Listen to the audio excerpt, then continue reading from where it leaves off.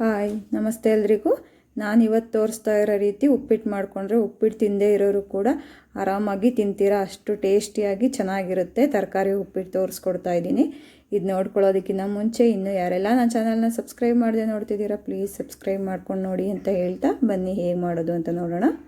ಮೊದಲಿಗೆ ನಾನು ಇಲ್ಲೊಂದು ಪಾತ್ರೆ ಬಿಸಿ ಇಟ್ಕೊಂಡು ಇದಕ್ಕೆ 3ರಿಂದ 4 ಸ್ಪೂನಷ್ಟು ತುಪ್ಪ ಹಾಕ್ಕೊತೀನಿ, ರವೆ ಹುರ್ಕೊಳ್ಳೋದಕ್ಕೆ ಅಂತಂದ್ಬಿಟ್ಟು.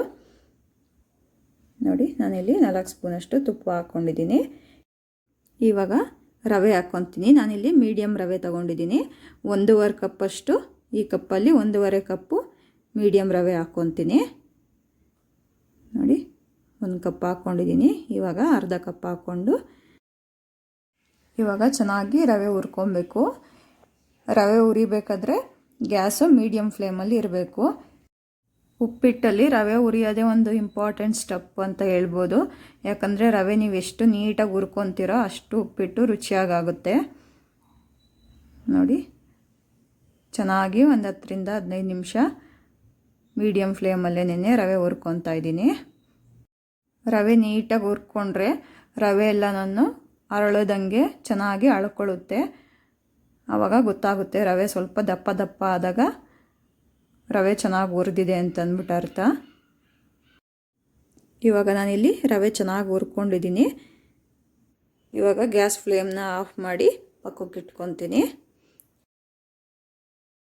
ಇವಾಗ ಉಪ್ಪಿಟ್ಟು ಮಾಡಲಿಕ್ಕೆ ಅಂತಂದ್ಬಿಟ್ಟು ಒಂದು ಸ್ವಲ್ಪ ದಪ್ಪ ತಳದ್ದು ಪಾತ್ರೆ ತೊಗೊಬೇಕು. ಪಾತ್ರೆ ಬಿಸಿ ಇಟ್ಕೊಂಡು ನಾನಿಲ್ಲಿ 3ರಿಂದ 4 ಸ್ಪೂನಷ್ಟು ಎಣ್ಣೆ ಹಾಕ್ಕೊತಾ ಇದ್ದೀನಿ. ಎಣ್ಣೆ ಅಥವಾ ತುಪ್ಪ ಯಾವುದಾದ್ರೂ ಹಾಕ್ಕೊಬೋದು. ತುಪ್ಪ ಹಾಕ್ಕೊಂಡ್ರೆ ಇನ್ನೂ ಉಪ್ಪಿಟ್ಟು ರುಚಿಯಾಗಿರುತ್ತೆ. ಇವಾಗ ಎಣ್ಣೆ ಹಾಕ್ಕೊಂಡು ಇದಕ್ಕೆ ಎಣ್ಣೆ ಕಾಯ್ದಾದ್ಮೇಲೆ 1 ಸ್ಪೂನಷ್ಟು ಕಡಲೆಬೇಳೆ ಮತ್ತು 1 ಸ್ಪೂನಷ್ಟು ಉದ್ದಿನಬೇಳೆ ಮತ್ತು ಇದಕ್ಕೇನೆ ಒಂದು ಅರ್ಧ ಸ್ಪೂನಷ್ಟು ಜೀರಿಗೆ ಹಾಕ್ಕೊತೀನಿ. ನೋಡಿ ಅರ್ಧ ಸ್ಪೂನಷ್ಟು ಜೀರಿಗೆ ಮತ್ತು ಒಂದು ಅರ್ಧ ಸ್ಪೂನಷ್ಟು ಸಾಸಿವೆ ಹಾಕ್ಕೊತೀನಿ. ಈಗ ಸಾಸಿವೆ ಈ 4 ಹಾಕ್ಕೊಂಡು ಸ್ವಲ್ಪ ಫ್ರೈ ಮಾಡ್ಕೊತೀನಿ. ಇವಾಗ ಇದು ಚೆನ್ನಾಗಿ ಫ್ರೈ ಆಗಿದೆ. ಇದಕ್ಕೆ ಸ್ವಲ್ಪ ಕರಿಬೇವು ಹಾಕ್ಕೊತಾ ಇದ್ದೀನಿ. ಸ್ವಲ್ಪ ಕರಿಬೇವು ಮತ್ತು ಈರುಳ್ಳಿ, ಹಸಿಮೆಣಸಿನ್ಕಾಯಿ. ಇಲ್ಲಿ ನಾನು ಈರುಳ್ಳಿನ 2 ಈರುಳ್ಳಿ ತೊಗೊಂಡಿದ್ದೀನಿ, ಉದ್ದುದ್ದ ಹಚ್ಕೊಂಡಿದ್ದೀನಿ ಸಣ್ಣದಾಗಿ. ಮತ್ತು 5ರಿಂದ 6 ಹಸಿಮೆಣಸಿನ್ಕಾಯಿ ತೊಗೊಂಡು ಅದು ಉದ್ದ ಹಚ್ಕೊಂಡಿದ್ದೀನಿ. ಈ 2 ನಾನು ಜೊತೆಯಲ್ಲೇ ಹಾಕ್ಬಿಟ್ಟು ಚೆನ್ನಾಗಿ ಫ್ರೈ ಮಾಡ್ಕೊತೀನಿ. ನಾನಿಲ್ಲಿ ತರಕಾರಿ ಉಪ್ಪಿಟ್ಟು ಮಾಡಿ ತೋರಿಸ್ತಾ ಇದ್ದೀನಿ. ಬರೀ ಈರುಳ್ಳಿ ಉಪ್ಪಿಟ್ಟು ಮಾಡ್ಕೊಳ್ಳೋದಾದರೆ ಈರುಳ್ಳಿನ ಜಾಸ್ತಿ ಹಾಕ್ಕೊಬೇಕಾಗುತ್ತೆ. ಈರುಳ್ಳಿ ಉಪ್ಪಿಟ್ಟು ಕೂಡ ಚೆನ್ನಾಗಿರುತ್ತೆ, ಆದರೆ ಜಾಸ್ತಿ ಈರುಳ್ಳಿ ಹಾಕ್ಕೊಬೇಕಷ್ಟೆ. ನೋಡಿ ಸ್ವಲ್ಪ ಎಣ್ಣೆಲೇ ಈರುಳ್ಳಿನ ಚೆನ್ನಾಗಿ ಫ್ರೈ ಮಾಡ್ಕೊಬೇಕು. ಸ್ವಲ್ಪ ಈರುಳ್ಳಿ ಎಲ್ಲನೂ ಸಾಫ್ಟ್ ಆದಾದಮೇಲೆ ಇದಕ್ಕೆ ತರಕಾರಿ ಹಾಕ್ಕೊತೀನಿ. ಆಲ್ಮೋಸ್ಟು ಸಾಫ್ಟ್ ಆಗಿದೆ ಈರುಳ್ಳಿ. ಇವಾಗ ಈ ಟೈಮಲ್ಲಿ ನಾನು ಇಲ್ಲಿ 1 ಕ್ಯಾರೆಟು ಮತ್ತು 1 ಗೆಡ್ಡೆಕೋಸು 2 ಸಣ್ಣದಾಗಿ ಹಚ್ಚಿಟ್ಕೊಂಡಿದ್ದೀನಿ. ಫಸ್ಟು ನಾನಿಲ್ಲಿ ಕ್ಯಾರೆಟು ಗೆಡ್ಡೆಕೋಸು ಹಾಕ್ಕೊತಾ ಇದ್ದೀನಿ. ನೋಡಿ ಕ್ಯಾರೆಟು ಗೆಡ್ಡೆಕೋಸು ಹಾಕ್ಕೊಂಡು ಈ ಈರುಳ್ಳಿ ಜೊತೆನೇ ಚೆನ್ನಾಗಿ ಫ್ರೈ ಮಾಡ್ಕೊಬೇಕಾಗುತ್ತೆ. ಇದಕ್ಕೇನೆ ಸ್ವಲ್ಪ ಉಪ್ಪು ಹಾಕ್ಕೊಂಡು ಫ್ರೈ ಮಾಡ್ಕೊತಾ ಇದ್ದೀನಿ. ತರಕಾರಿಗೆಲ್ಲ ಚೆನ್ನಾಗಿ ಉಪ್ಪು ಹಿಡಿಬೇಕು, ಆದ್ದರಿಂದ ಸ್ವಲ್ಪ ಉಪ್ಪು ಹಾಕ್ಕೊಂಡು ಫ್ರೈ ಮಾಡ್ಕೊತಾ ಇದ್ದೀನಿ. ಕ್ಯಾರೆಟು ಮತ್ತು ಗೆಡ್ಡೆಕೋಸು ಒಂದು ಸ್ವಲ್ಪ ಫ್ರೈ ಮಾಡ್ಕೊಬೇಕು. ಆಮೇಲೆ ಸ್ವಲ್ಪ ಬಾಡಿಸ್ಕೊಂಡಾದ್ಮೇಲೆ ಇದಕ್ಕೆ ನಾನಿಲ್ಲಿ 1 ಆಲೂಗೆಡ್ಡೆನ ಸಣ್ಣಗೆ ಹಚ್ಕೊಂಡಿದ್ದೀನಿ ಮತ್ತು ಹುಳ್ಳಿಕಾಯಿ ಸಣ್ಣದಾಗಿ ಹಚ್ಕೊಂಡಿದ್ದೀನಿ. ಇಷ್ಟುವೇ ಹಾಕ್ಕೊಂಡು ಇದನ್ನು ಇದ್ರ ಜೊತೆನೇ ಚೆನ್ನಾಗಿ ಫ್ರೈ ಮಾಡ್ಕೊತೀನಿ.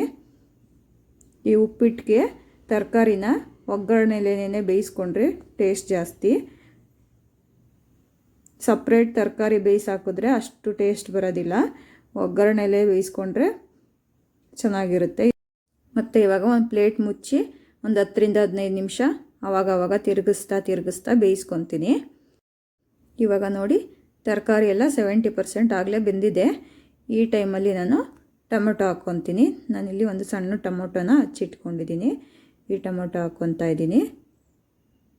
ಮೊದಲೇ ಟೊಮೊಟೊ ಹಾಕಬಾರ್ದು, ತರಕಾರಿ ಎಲ್ಲ ಸ್ವಲ್ಪ ಒಂದು 70% ಬೆಂದಾದಮೇಲೆ ಆಮೇಲೆ ಟೊಮೊಟೊ ಹಾಕ್ಕೊಬೇಕು.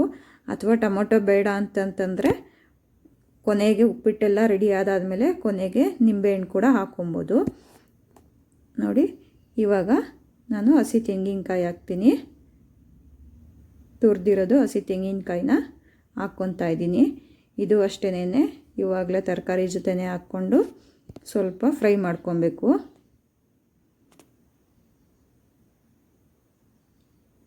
ತೆಂಗಿನಕಾಯಲ್ಲಿರೋ ಹಸಿ ಅಂಶ ಎಲ್ಲ ಹೋಗ್ಬಿಟ್ಟು ಒಂದು ಒಳ್ಳೆ ಫ್ಲೇವರ್ ಬರುತ್ತೆ. ಅಂಥವರೆಗೂ ನಾನು ಚೆನ್ನಾಗಿ ಫ್ರೈ ಮಾಡಿಕೊಂಡು, ಇವಾಗ ನಾನು ಯಾವ ಕಪ್ಪಲ್ಲಿ ನಾನು ರವೆ ತೊಗೊಂಡಿದ್ನೋ ಅದೇ ಕಪ್ಪಲ್ಲೇ ನೀರು ಹಾಕ್ಕೊತೀನಿ. ಇದಕ್ಕೆ ಬಿಸಿ ನೀರು ಹಾಕ್ಕೊತಾ ಇದ್ದೀನಿ. ಅದೇ ಕಪ್ಪಲ್ಲೇ 1 ಕಪ್ಪು, 2 ಕಪ್ಪು, 3 ಕಪ್ಪು, 1 ಕಪ್ ರವೆಗೆ 3 ಕಪ್ಪಷ್ಟು ನೀರು ಹಾಕ್ಕೊಬೇಕು. ಯಾವುದೇ ಬೌಲಲ್ಲಿ ತೊಗೊಂಡ್ರೂ ನೀವು ರವೆನ ಅದರಲ್ಲೇನೆ 1ಕ್ಕೆ 3ರಷ್ಟು ನೀರು ಹಾಕ್ಕೊಬೇಕಾಗುತ್ತೆ. ನಾನಿಲ್ಲಿ 1.5 ಕಪ್ಪಷ್ಟು ರವೆ ತೊಗೊಂಡಿರೋದಕ್ಕೆ 4.5 ಕಪ್ಪಷ್ಟು ನೀರು ಹಾಕ್ಕೊಂಡಿದ್ದೀನಿ. ಮತ್ತು ಇಲ್ಲಿ ನಾನು ಬಿಸಿ ನೀರು ಹಾಕ್ಕೊಂಡಿದ್ದೀನಿ. ಆದಷ್ಟು ಬಿಸಿ ನೀರು ಹಾಕ್ಕೊಂಡ್ರೆ ಒಳ್ಳೆಯದು, ಉಪ್ಪಿಟ್ಟು ಚೆನ್ನಾಗಿ ಅರಳ್ಕೊಳ್ಳುತ್ತೆ. ಮತ್ತು ಇದಕ್ಕೆ ರುಚಿಗೆ ತಕ್ಕಷ್ಟು ಉಪ್ಪು ಹಾಕ್ಕೊಬೇಕು. ನಾನಿಲ್ಲಿ ಒಗ್ಗರಣೆಯಲ್ಲಿ ಸ್ವಲ್ಪ ತರಕಾರಿ ಬೇಯಿಸಲಿಕ್ಕೆ ಉಪ್ಪು ಹಾಕ್ಕೊಂಡಿದ್ದೆ. ಈಗ ನೋಡಿಕೊಂಡು ಎಷ್ಟು ಬೇಕು ನೋಡಿಕೊಂಡು ಹಾಕ್ಕೊಬೇಕಾಗುತ್ತೆ. ಇವಾಗ ಕುದಿ ಬರ್ತಾ ಇದೆ. ಇದು ಚೆನ್ನಾಗಿ ಕುದಿ ಬಂದಾದಮೇಲೆ ಸ್ವಲ್ಪ ಕೊತ್ತಂಬರಿ ಸೊಪ್ಪು ಹಾಕ್ಕೊತೀನಿ. ಸ್ವಲ್ಪ ಕೊತ್ತಂಬರಿ ಸೊಪ್ಪು ಹಾಕ್ಕೊಂಡು ಒಂದು 5 ನಿಮಿಷ ಕುದಿಸ್ಕೊಬೇಕು. ಇದನ್ನು ಒಂದು 5 ನಿಮಿಷ ಕುದಿಸ್ಕೊಂಡಾದ್ಮೇಲೆ ಇದಕ್ಕೆ ರವೆ ಹಾಕ್ಕೊತಾ ಇದ್ದೀನಿ. ಏನು ಹುರಿದಿಟ್ಕೊಂಡಿದ್ದೆ ರವೆನ, ಈ ರವೆನ ಸ್ವಲ್ಪನೇ ಹಾಕ್ಕೊಂಡು ತಿರುಗಿಸ್ಕೊಬೇಕು. ಈ ಥರ ಗಂಟಾಗದೇ ಇರೋ ರೀತಿ ಸ್ವಲ್ಪನೇ ಹಾಕ್ಕೊಂಡು ತಿರುಗಿಸ್ಕೊಬೇಕು. ಈ ಥರ ನಾನಿಲ್ಲಿ ಪೂರ್ತಿ ರವೆನ ಹಾಕ್ಕೊಂಡು ಮಿಕ್ಸ್ ಮಾಡ್ಕೊಂಡಿದ್ದೀನಿ. ಪೂರ್ತಿ ರವೆ ಹಾಕ್ಕೊಂಡು ಮಿಕ್ಸ್ ಮಾಡ್ಕೊಂಡಾದ್ಮೇಲೆ ಗ್ಯಾಸು ಪೂರ್ತಿ ಸಣ್ಣ ಉರಿನಲ್ಲಿಟ್ಟು ಒಂದು ಪ್ಲೇಟ್ ಮುಚ್ಚಿ ಒಂದು 5 ನಿಮಿಷ ಬಿಟ್ಬಿಡಬೇಕು. ನೋಡಿ, ಒಂದು ಪ್ಲೇಟ್ ಮುಚ್ಚಿ ಒಂದು 5 ನಿಮಿಷ ಹಾಗೆ ಸಿಮ್ಮಲ್ಲೇನೆ ಬಿಟ್ಬಿಡ್ತೀನಿ. ಇವಾಗ 5 ನಿಮಿಷ ಆಗಿದೆ. ಇವಾಗ ನೋಡಿ ಎಷ್ಟು ಚೆನ್ನಾಗಿ ಉಪ್ಪಿಟ್ಟೆಲ್ಲ ಅಳ್ಕೊಂಡು ಎಷ್ಟು ಕರೆಕ್ಟಾಗಿ ಪರ್ಫೆಕ್ಟಾಗಿ ಆಗಿದೆ ಅಂತ. ಇವಾಗ ನಾನು ಗ್ಯಾಸ್ ಫ್ಲೇಮ್ನ ಆಫ್ ಮಾಡ್ಕೊತೀನಿ. ಈ ಟೈಮಲ್ಲಿ ಬೇಕಂದರೆ ನೀವು ತುಪ್ಪ ಬೇಕಂದರೆ ಸೇರಿಸ್ಕೊಬೋದು. ಇದಕ್ಕೆ ಎಷ್ಟು ಚೆನ್ನಾಗಿ ಹದವಾಗಿದೆ ನೋಡಿ ಉಪ್ಪಿಟ್ಟು. ನೀವು ಒಂದ್ಸಲ ಟ್ರೈ ಮಾಡಿ ಹೇಗೆ ಬಂದಿದೆ ಅಂತ ಕಮೆಂಟ್ ಬಾಕ್ಸಲ್ಲಿ ಕಮೆಂಟ್ ಮಾಡಿ. ಇದೇ ರೀತಿ ಹೆಚ್ಚು ರೆಸಿಪಿಗಳಿಗಾಗಿ ಪ್ಲೀಸ್ ನನ್ನ ಚಾನಲ್ನ ಸಬ್ಸ್ಕ್ರೈಬ್ ಮಾಡ್ಕೊಳ್ಳಿ ಅಂತ ಹೇಳ್ತಾ, ಥ್ಯಾಂಕ್ ಯು ಫಾರ್ ವಾಚಿಂಗ್.